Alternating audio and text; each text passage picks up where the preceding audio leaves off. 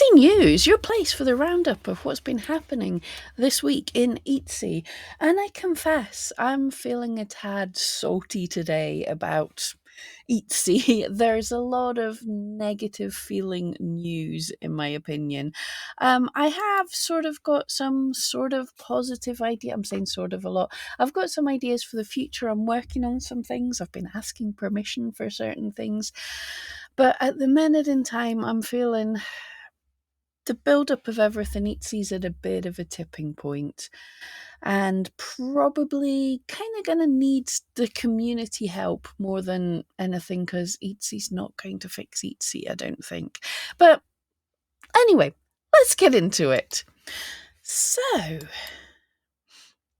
first thing, I was doing a look. Sometimes, as you know, I've done this top seller, this new shop, looking at some Etsy shops, and I was wanting to pull out some actual handmade shops because I've been a bit fed up of showing you top sellers that are not quite right, shouldn't possibly be on Etsy.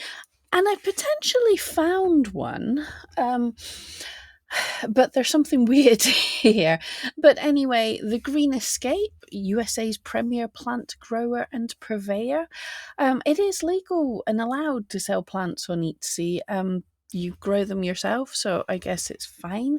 And this does seem to be a business. I think they started out as landscapers, gardeners, and then got into weird and wonderful plants and are selling them, which is great. And if you want, this is a very big shop with, check out those number of sales. That's like nearly 45,000 sales, which is pretty impressive. But what just caused me stop? First of all, it's a very big shop, and they only have a handful of items on sale, so you don't need masses of items to do well. Yes, a lot of these low effort shops do churn out thousands of listings. And the part of that is, you're casting many hooks in the water. So you've got a chance to see what's working. And it's kind of flooding the market with tat to see what tat works. But if you've got stuff that people want, you don't have to flood the market. You can actually do quite well. They're clearly doing well. I know nothing much about them, but what kind of, I don't know if someone can explain this to me. In their all section, which should contain all of your listings by default, they have 4 items. And in their on sale section, they have 5 items. How is that possible? And it's in all items, and I can see 5 items, although one of them, it's a heat pack to be added on to your listings to keep your items warm, if shipping in winter and stuff. I suppose that could work as supplies, but it's definitely not handmade. I'm not saying for these guys are excuse me. These guys are probably doing it correctly, possibly doing it correctly, in saying that it's supplies or it's like extra packaging. But be careful with Etsy. You shouldn't be listing things that you're not allowed to actually sell as an individual item. So potentially what you could do is have it as a kind of shipping upgrade, as an upgrade to your listing. So it's the plant with the heat thing. But anyway, that's just an aside. They're probably doing everything right. I'm not entirely sure, but there you go. So it's a shop that's doing well, that is hopefully selling things that at least take time to create. I hope they're a good shop. Yeah. I would just want to remind this every now and again for people who've missed it. Remember and regularly check your spam section in your Etsy messages. I've mentioned this before, but people are missing this. Etsy didn't tell us anything about this, but seemed to be automatically sending some things to spam. Now, we're kind of used to this in our email probably, but the problem with this is we didn't know it was happening. So their system is probably a little bit too sensitive and is sending genuine customer requests to spam. So you've got to check this, and Here's the thing. If Etsy does a thing and it's not working as it's supposed to, as I'll just explain, we need to message them. We don't need to we can sit and grump and be annoyed about it and post it in forums, but we need to message them. And it's not just one person messaging won't make a difference, but if everything that Etsy is doing wrong, they're getting tens of thousands of sellers messaging them and saying, hey, you forgot to fix this kind of thing, then they will fix it up. So the problem, firstly, they should have told us they were doing this. I can't find anywhere where they've told us they're doing this. It's not a bad thing. However, people are telling me, I've not had this myself, but if you don't check your spam messages every day, not everybody does. If you don't check them and you're not getting a notification that you had a message because it's gone straight into spam, say you check them every 3 days. People are telling me if they see something in spam, realize it's not spam, and go to answer it, Etsy will ding them and say, hey, this was a message from a customer that's taken you more than 24 hours to reply to. And then that can hurt your star seller score. Whether I think star seller score is good or not is a different factor, but it's not fair for you if you potentially are going to lose your star seller because of something that Etsy's done. Let me know in the comments if this has happened to you. Obviously, as I'm saying, I've not had this happen to me yet, so I've not seen if this is an issue. Might be people on forums, people say things they're not necessarily saying the truth. They might be saying what they think might happen or what they fear happens, or they might have lost their star seller because something else that they didn't notice that they'd done. So let me know if this has genuinely happened to you. Etsy in the news that this is where we're going through all of this. Well, first of all, if you haven't seen, I made a video on Thursday talking about the downfall of Etsy, following in from a customer's experience of buying on Etsy, and it's kind of got me a little bit depressed. It is the truth. People who the people that we want to be buying from Etsy, the crafty people who want decent stuff, are now put off buying from Etsy. I mean, I've spoke to so many people who are like proper crafty sellers, and we're not buying from Etsy. In the past, I used to buy so much from Etsy, but now, I mean, I've never really bought from Etsy Search, which is a thing, not a whole much. I would buy from people in the Etsy community. And now that community's kind of gone. So I'm looking into things that I can do about this. I've been messaging, asking for permissions to do certain things. Hopefully it'll come to fruition, but there is a real problem that crafty people aren't coming to Etsy to buy crafty things. And that is what we want Etsy to be. So seeing these news reports, yeah.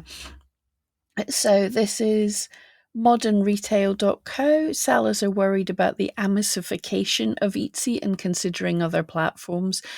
So I'll link all these articles in the description so you can check them out yourself. The problem with considering other platforms is there aren't any. Not really.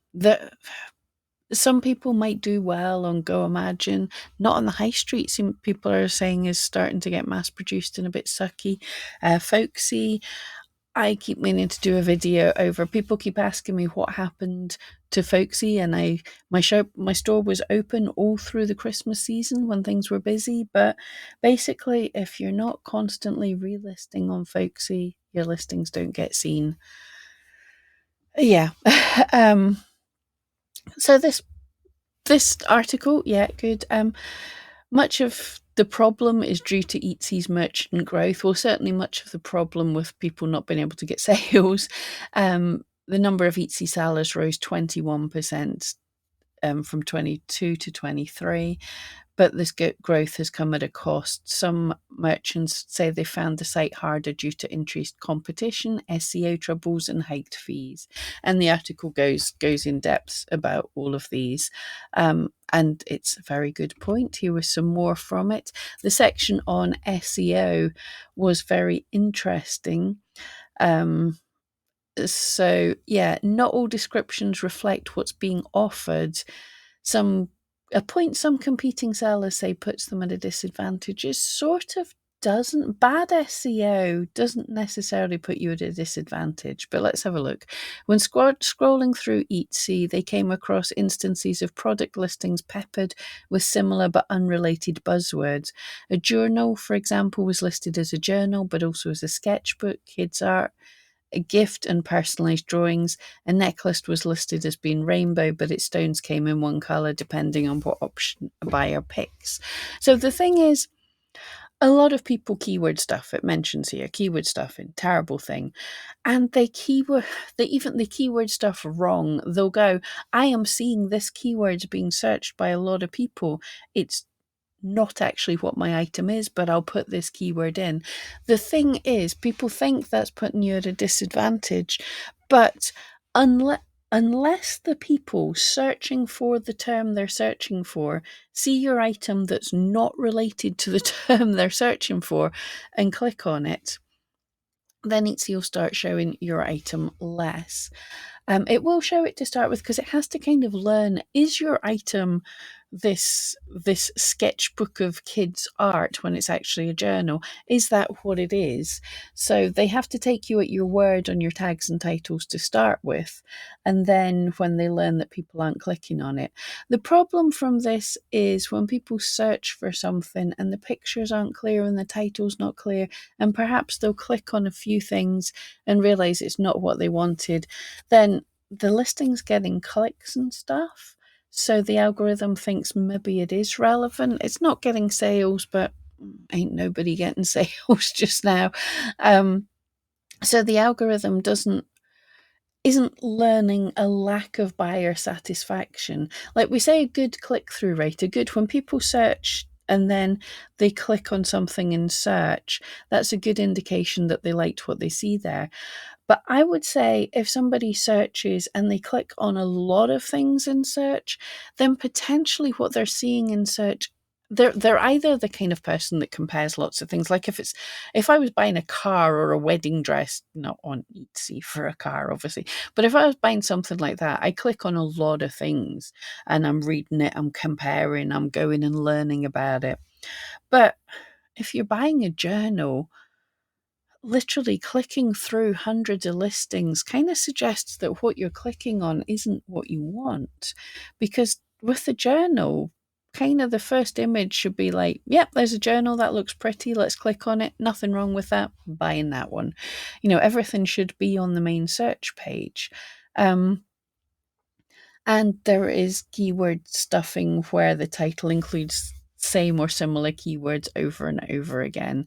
And yeah, people are saying it's putting them at a disadvantage that other people are doing it. But as the SEO expert said in the Q&A, keyword stuffing doesn't help you on Etsy. You're not penalized for it as you may be on Google, but it doesn't help you to say the same word 7 times. Saying it once is enough.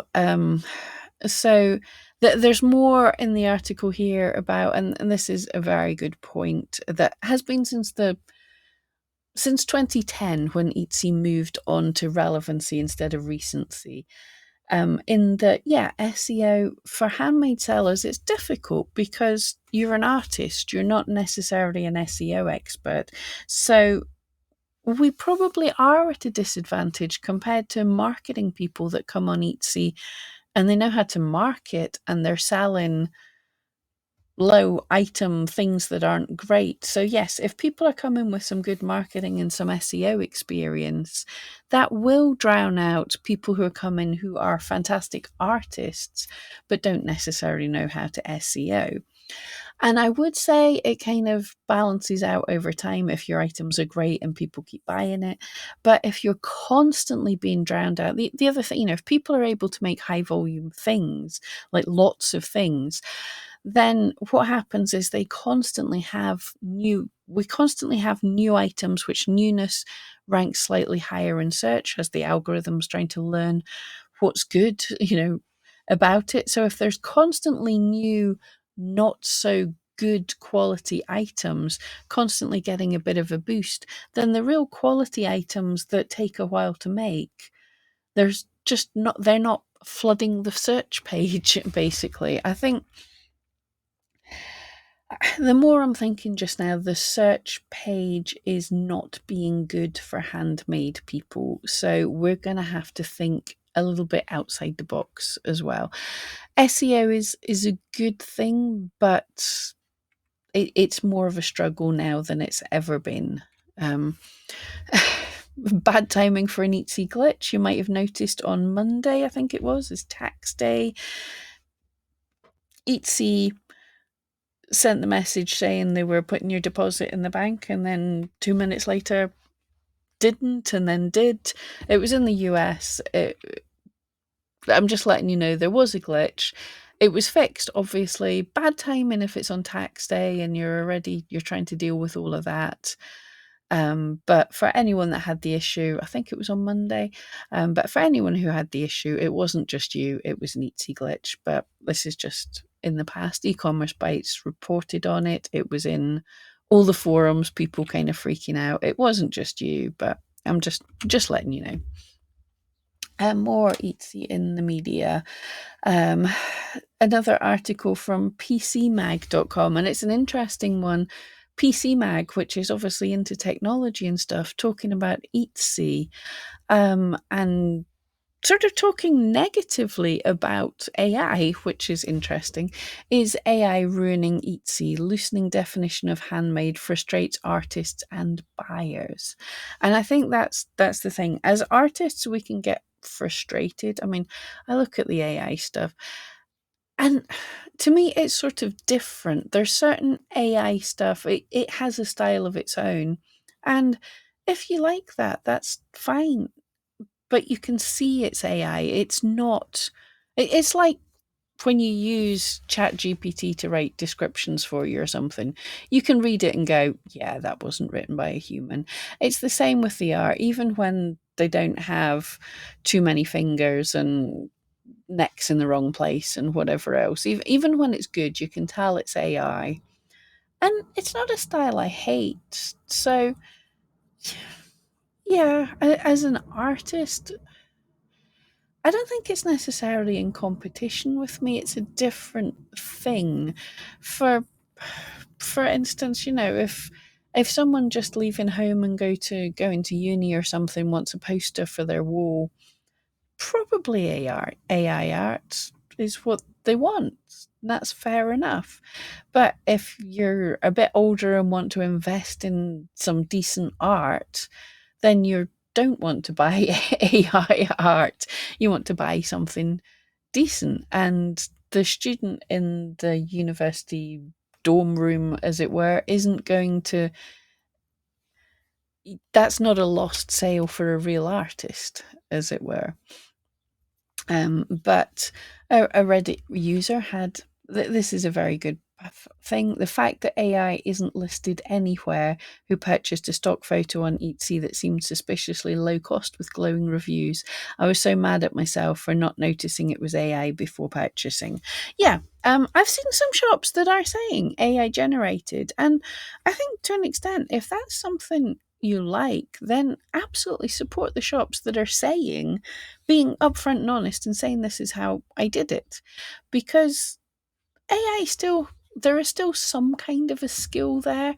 And if it's good and they've got, I mean, trust me, I've tried I think I've said this before, I've tried prompting like Chatty and Dali, and to get good things, wow, I've really had to have a back and forth with them and have some severe words with them.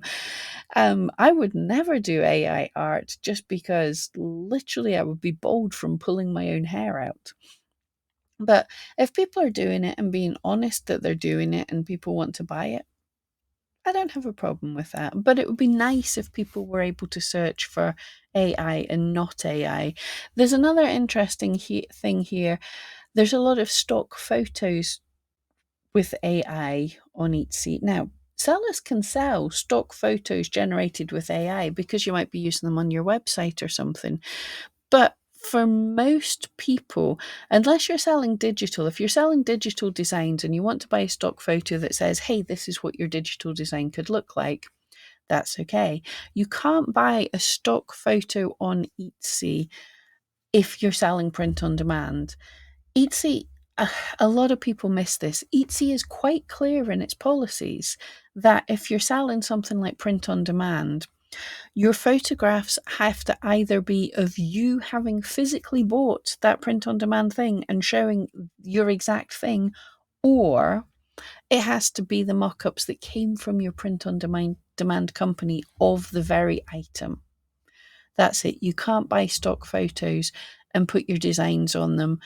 Now, they may look better, but that's the problem. They look better. Etsy wants them to look realistic. And I totally get this. There's some of the cheap sites that you can go to, you may have noticed that you can go through a million different dresses.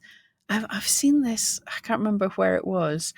There was a load of summer dresses and they were cool, but when I started skipping through them, you could see it was the same picture, just with a cutout and basically pasted on the design. It wasn't even well done. And the funniest thing is when they were saying this kind of dress with pockets, it was a picture of a model stood with her hand by her side, and they didn't have a different mock up to show a dress with pockets. All they did was chopped her hands off. So when you look closer, it was awful. And I think Etsy is quite right saying we don't want that kind of thing on the site. That's a slight side rant. Um, as a little palate cleanser from all the negative, there is a wee update on eRank that I thought I'd share. Mainly because this is something that I've been asking for a wee while. I really wanted it. When you go into the listing audit of some of your individual listings, um, there is now a notes section. And why is this good? Why do I like it? As you know, I test things and I advise that you all test things. And I forget why I'm testing them, what date I started testing them, what changes I made, what I'm looking to see. So we now have a notes page that I could, when I've gone and changed this listing on Etsy, I can come back and go, oh, this is what I did. This is what I was thinking in my head. And the same, absolutely, I think for everybody, when you go into the listing audit, you'll see there's a whole lot of things like, have you got one word tags? Are you missing pictures? Whole lots of little low hanging fruit tips you can see. But what people kind of focus on is this visibility score, which they don't realize is actually just your average daily views. Um, so they're expecting, oh, I've made these changes and my visibility hasn't changed. It's only going to change over time. So what you could do is send a note to yourself to say, on this date, I made these changes. This is what my visibility score was at this time. This is why I made these changes. Pam, remember and come back and check on this day. So I think this is really cool, obviously because I asked for it, but really liking this. It's a pretty huge box to doodle to yourself. You can put any kind of notes like, this sells well at Christmas, this is my favorite item, I don't want to sell these anymore once it expires. Any notes to yourself. Let me know what kind of notes are you going to be putting in there, if you're going to be putting any notes there. But I like this change. Had to do some happy, didn't I? And on that note, I will leave it. I hope you have a great weekend, and I hope next week we have some better Etsy news. And if I missed anything, as always, let me know. Right, thank you so much, and I'll see you next time.